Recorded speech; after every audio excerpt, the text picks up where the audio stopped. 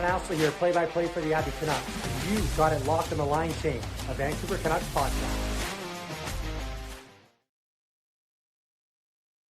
What's up, Canucks Nation? Welcome back to the Line Change. And if you're new, welcome to the Line Change. Now, I want you to forget everything you thought you knew about the Canucks' future. Zeev Buium just put the entire league on notice. While everyone else is talking about trades and rebuilds, Buium is talking about the standard. He believes he and the young core are the solution to the culture problem in Vancouver. I've looked at the tape and his comments, and honestly, he might be right. Here's why Zeev Buium could very well be a future leader in the locker room right now. We're going to take a look at an article from our friends over at Canucks Army that it kind of takes an in-depth look at Zeev Buium, and just some of the things that he says in this article are very enlightening. And it just goes to show you how great this kid is, and just as I mentioned, his knowledge and everything that he's seen, his mindset, some really great stuff. So let's go ahead and check it out right now. So as you can see, the title of this article is Why Zeev Buium Believes He and Other Canucks Youngsters Can Reshape the Culture. Now, of course, everyone knows Canucks have a bit of a culture issue. We've heard the comments from Adam Foote, how, there's been, the locker room since the trade deadline, the locker room feels different, feels like it's been, better than it has been in the last several years. And, you can take that any way that you want to. But for this, I just thought this article was absolutely fascinating, and it's a really great read. So let's go ahead and dive into what Zeev Buium says and why he believes he and other Canuck youngsters can reshape the culture here in Vancouver. So let's check this out. By the way, a great shot of Buium there. This article written by Tyson Cole, and he goes on to say, when the Vancouver Canucks take on the St. Louis Blues on Saturday night, Zeev Buium will have officially played more games as a member of the Canucks than he did with the Minnesota Wild. It's been a whirlwind of a season for the 20-year-old rookie defenseman, starting the season on one of the NHL's best teams, logging top unit power play time, and was 1 point shy of the points lead by a Wild defenseman. Then his world was rocked when he was traded and forced to change teams mid-season for the first time in his hockey career. At this point, Buium's rookie season went from contending for a Stanley Cup with the Wild to a rebuilding Canucks team. While his first few games in a Canucks uniform were exciting, ripping off that 4-game winning streak would be the last time the club would win consecutive games to this point. Fast forward to present day, and the Canucks are coming off a 6-2 loss to one of the best teams in the league, the Tampa Bay Lightning. Following the loss, once the Canucks skated off the ice and down the tunnel, only 2 players remained on the bench, sitting side by side, staring blankly ahead at the empty sheet of ice. Zeev Buium and Tom Willander. Buium described this moment as some time he took to soak everything in. He has a million things running through his mind as the game goes on and wants to leave all of those emotions out on the ice so he doesn't take the negative parts of his job home with him. In saying that, there's a lot that a young defenseman like that can take from seeing how one of the top teams in the NHL plays. You see what a team that's first or second in the league compared to dead last. You see the difference, the fight, the compete. Buium told the Canucks Army, to me, it was how connected they were. Everybody on that ice sheet knew where everyone was at all times. I think I had an experience like that in Minnesota where I joined them in the playoffs. I was telling my brother, I don't even have to look to pass. Like, I get the puck and I've got Marcus Foligno screaming, hey, hey, hey, and I throw it there. I trust him. I think that's something that our team, like Phil Hronek, he's unbelievable at communication. When you play with him, he's always talking so loud, even if what he's trying to explain to us is that it's not the perfect play. If I'm telling him reverse, at least I know it's going there. He knows it's going there. So even if it bobbles or whatever happens, at least we know where it's going to go. I think that's a big piece of something we need to learn as a team, and something that's hard. You go down 3-0 or 4-1, and you don't want to talk. You want to feel sorry for yourself. You may want to do it yourself, but it's about staying connected, staying positive. It sounds cliche, but you just have to be basic and simple in these moments. With just 66 NHL games under his belt to date, 62 regular season games, and 4 playoff games, there's going to be a learning curve as Buium adjusts to the pace and skill set at this level. Along the way, there will be mistakes, but there will also be flashes. And eventually, with his previous prowess throughout his hockey career, it's all going to click, and all the pieces of the puzzle will connect for him and the Canucks.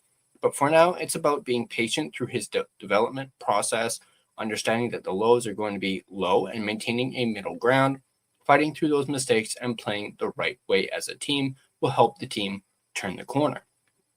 I think the biggest thing is that you want to push the pace. You want to try and create something. Buium said, I think there's some shifts, some periods we've had as a team where it's hard for all of us to generate or do the things we want to because we, get disconnected. I think at the end of the day, you've got to find it within our group. And you've seen the last couple of games where it's like the times where we are playing well, everyone's connected, everyone's buzzing, the forwards are going, the D are going, goalies are making saves. Everything's kind of just clicking together. I think if we just find more consistency with that, I think everybody will feel better. The word connected stood out in that conversation. Buium described the Lightning as being so tough to play against because they were so well connected, while also mentioning that some of the Canucks' problems arise when they're disconnected. With so much change this season, a new head coach, different systems, and fresh faces in the door, friends out the door, that disconnect is a bit expected. With all those lineup changes, trying to form chemistry while also implementing a new system can be difficult for any player, let alone a rookie who was traded halfway through the season. Despite all those challenges, the league moves fast and won't wait for anybody. It's ingraining that winning mindset and maintaining that care factor when you're losing that is keeping Buium's confidence up through the season. I think it's just human nature, honestly, Buium admitted when asked about the team's disconnect. When you're winning, it's easy to be in a winning mindset. For me, my experience over the years, I've been on winning teams. We win at the end of the year every time. It's easy when you're in the mindset, when you know you're going to win. You have the confidence of knowing that there's no way we lose this game. When you're on this side of it, which I have been before, it's easy to feel down on yourself, or you get scored on 1 or 2 times. You're like, oh, here we go again. I think our challenge right now, especially as a young group, is finding that care factor of not caring about getting scored on or what the score is. I think the Nashville game was a great example of us kind of fighting back. We're down 3-1 on another night and might be 5-1 by the end of that third, but we come back and we win the game. It shows that we have it in our group. We just have to consistently bring it out every night. It's nice to know that we can do it. I think that's the biggest thing. Personally, in your own game, you make little plays sometimes that might not lead to much. Maybe it's not anything crazy, but it builds confidence in your game. Knowing like, okay, I can do this. I can see the spot now. I can feel it. That just builds confidence when that moment is there to capitalize on it. It's one thing to want to play more connected, but it's difficult to have everybody pulling on the same rope in order to make it a cohesive 5-man unit shift in and out. And according to Buium and his previous experiences, it's more about laying the proper foundation in the locker room first. Before that, camaraderie translates to success on the ice. I really do think a lot of it is culture, Buium stated. Like my U17 year at NTDP, we won 5 games. We were the worst team ever. Seriously, the stats are out there. And then the next year, we were the best team of all time. We had the best power play, best PK. All of our centers had the best face-off percentage. We had the most goals for, the least goals against. Won the championship at the end of the year. We won 14 straight games against college teams, which is unheard of. And it wasn't a different team. It's not like we became so much bigger and stronger the next year. I think the fact that we became a team, we became brothers, we actually cared for each other. We wanted to see each other succeed. You want to do it for the guy next to you. When you do all that and you care so much about winning, like when I was at Denver, the biggest thing was every guy there I loved. Coaches I loved, everybody loved everybody. The biggest thing was we didn't want to disappoint each other, and losing was disappointing. I think we need to get to that point Right now it's tough because I think everybody wants to do that, but at the same time, you're young, you want to prove yourself. There's a lot of other things going on. You know how it's been here. A lot of things have gone on the last 2 years. I think now that it's kind of settled down, we're finding that in our team. You can see the culture shifting into something bigger and better, and everyone's on board. The culture, or lack thereof, over the past few years has been a talking point surrounding this team for some time now. But after the trade deadline, things began to change. The Canucks started to play a little tighter, their defensive coverage looked less chaotic, and players started showing that emotion after scoring a goal. Hockey looked fun again for the team. Understanding that all the noise surrounding the trade deadline is behind them and that the players in the room are the ones they're riding with throughout the final stretch of the season has sparked something in their recent play. While it may not necessarily be one guy driving that bus, it's been a group effort to help uplift the culture around the team. I think knowing that this is our group, Buium shared before the trade deadline, you don't know who's going to be a part of it and who's not. I think that makes it harder because you know you might put so much effort into something and then you're gone the next day, or that guy's gone the next day. I don't think there's been one specific person. I think it's been the group, but I think that's how it's supposed to be. It's supposed to be the group pushing it together, the young guys doing their job, the older guys doing their job, not being a divided team between the older guys and younger guys, just being one.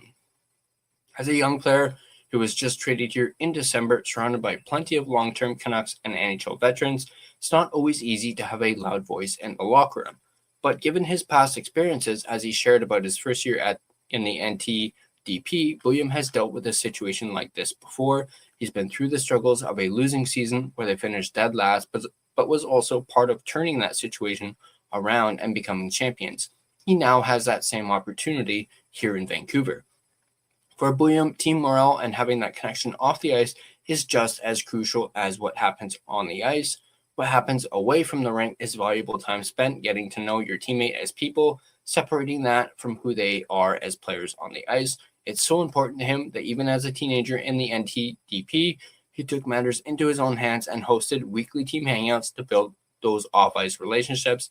It's that turning your teammates into brothers philosophy that Buium is hoping to bring to the Canucks culture.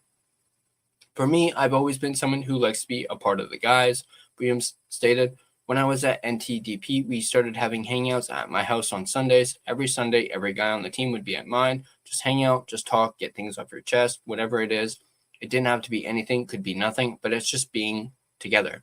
I think Rasmus Dahlin said something about like drinking beers or whatever. It's funny, but it's true, you know? Not saying you have to drink beers, but it's like when you're together, you get to know each other, you get to know your teammate better, get to know him as a person, and then you care for them more. Me and Tom hang out a lot. He's talking about Tom Willander there. So we're on the ice together and I see him succeed. I'm happy for him and he's happy for me. We want to see each other succeed. With this group, I think that's what it's becoming. Everybody just wants to see each other succeed. There's no odd man out and everyone's kind of in it together. That's what I'm trying to bring. I'm trying to be connected with everybody and make it feel like we're not just a team. We're best friends, brothers. You spend so much time with each other, 8 to 9 months of the year. It's a lot of time. If you aren't close with each other, it's just going to be miserable. As the season has gone on, we've seen pictures of Buium and Willander chatting on the ice, laughing at practice, and even chirping each other at Dyson Ice in February. Both being rookie defensemen and so similar in age, only 10 months apart, these two have quickly developed the chemistry and friendship off the ice that Buium has previously highlighted as being so important to him. Buium shared that the two of them get along so well because they have each other to lean on, and while they understand that losing isn't acceptable, they're doing a good job finding peace with it and continuing to bring that energy and work ethic to the rink every day with a goal of bringing a Stanley Cup to Vancouver one day. It's been awesome. We're both really motivated. Buium said on his relationship with Willander, we both care a ton about the game and getting better. I think it's really cool to share passions with someone of his caliber, with how good he is as a player, how good he is as a person. It's easy to get along with him. We bounce ideas off each other. There's things he does out there that I'm not as good at, and there's maybe things I do that he wants to get better at. So it's cool to bounce those ideas off each other. I just think we get along well. We both want to win a Stanley Cup. I think that's the biggest thing. We want the city to explode. And that's what you play for. I know Kevin Bieksa, and he always tells me, you don't even know the city, or you don't even know the city is just unbelievable when you're winning. Tom and I talk about how great the fans treat us when we're last in the league. Imagine how great they'll treat us when we're making the playoffs and making pushes. I think we both have the same dreams and passions. I think we're trying to lead in our own way. Being a young guy, you can't be vocally as loud in the room, but I think with our work ethic and showing the effort, I think that's kind of the biggest thing we can do. We know that one day we're going to be older guys and we can bring it down to the younger guys. They see us working on the ice and they think, okay, I need to be out there. Even for us now, if the older guys see us or even the younger guys see us, all of us working, then all the older guys start doing it. Now everybody's working and doing their thing. I just think that's what's been happening these last couple of weeks. Everyone's kind of coming together and being on the same page with what we need to do. It's a consistency thing, just staying on top of it, even when things don't go our way. We might be struggling, but there's a lot of good pieces here. The older we get, the more experience we get, the better we're going to be. It was a long, exclusive chat with Buium, but one thing this author took from the interview was that Buium gets it. Although he's just 20 years old, he's a proven winner at every level he's played at and is willing to be patient with the process to reach the level he wants to be here in Vancouver. What matters to Buium, first and foremost, is making those off-ice connections with his teammates. Building a relationship with the guys away from the rink is going to translate to results on the ice. Buium's driven leadership, shaped by his past experience, is what the Canucks need as they mold the next winning culture in Vancouver. So there you guys go. That was a absolutely, like I said, fantastic article. Props to Tyson Cole for that. Some great stuff here. You really learn a whole lot about Buium as a person, as a teammate. And like I mentioned earlier, Zeev Buium could very well be a future leader in this locker room. And right now, he's only 20 years old, and he's already showing these characteristics. He's already saying this type of stuff. This is absolutely fantastic. And honestly, I was already a big fan of Buium before this. I'm even more a fan of Buium after reading this article and reading these quotes. So this is some great stuff from Zeev Buium. But I want to know what you guys think. Let me know what you guys think in the comment section down below. Do you guys see Zeev Buium as a future leader on this team? I mean, might be a bit of a stretch, but could you maybe even see Buium as a, perhaps captain material down the line, especially with everything that he has said about the Canucks culture and, the fact that he in, previous years has wanted this group to be like a brotherhood and, doing the whole off-ice things like inviting people to his house, having little hangouts with the team. Let me know what you guys think in the comment section down below. And of course, let's go ahead and take a look at the NHL betting odds for today. Let me just bring it up here. Which game are we going to look at? Why not? We'll do the Canucks and Blues. The St. Louis Blues are at a minus 1.5 and a plus 180 on the puck line. The Canucks are a plus 1.5 and a minus 218 on the puck line, while the Blues are a minus 142 on the money line. The Canucks are a plus 120 on the money line. And of course, as always, these odds are, of course, subject to change. And of course, please play responsibly. But if you guys enjoyed this video, hit that like button and subscribe to the Line Change, and be sure to have your notifications turned on so you don't miss more in-depth analysis of your Vancouver Canucks. A big shout out and thank you to DraftKings for sponsoring this video. And of course, DraftKings Sportsbook is a official sports betting partner of the NHL. DraftKings Sportsbook, an official sports betting partner of the NHL, is built for the fastest game on ice. With player props and live betting, every shift, every shot, every save gives you options to get in on the game with DraftKings Sportsbook. New customers bet just $5, and if your bet wins, you get $300 in bonus bets instantly. Download the DraftKings Sportsbook app and use code THPN, that's code THPN, to turn $5 into $300 in bonus bets if your bet wins. In partnership with DraftKings, the crown is yours. Gambling problem? Call 1-800-GAMBLER. In New York, call 877-8-HOPE-NY or text HOPE-NY. In Connecticut, call 888-789-7777 or visit ccpg.org. On behalf of Boot Hill Casino in Kansas, wager tax pass-through may apply in Illinois, 21 plus in most states. Void in Ontario, restrictions apply. Bet must win to receive bonus bets, which will expire in 7 days. Minimum odds required. For additional terms and responsible gaming resources, see dkng.co/audio. This is a limited time offer. Copyright 2026 NHL, all rights reserved. This video has been a presentation of both DraftKings Sportsbook as well as the Hockey Podcast Network. Be sure to check out the network for your favorite podcast covering your favorite team at thehockeypodcastnetwork.com, the home of hockey podcasts, where it's every team, everywhere. Once again, if you enjoyed this video, hit that like button and subscribe to The Line Change. Also, drop your comments down below. Thanks for tuning in, and I'll catch you guys on the next Line Change.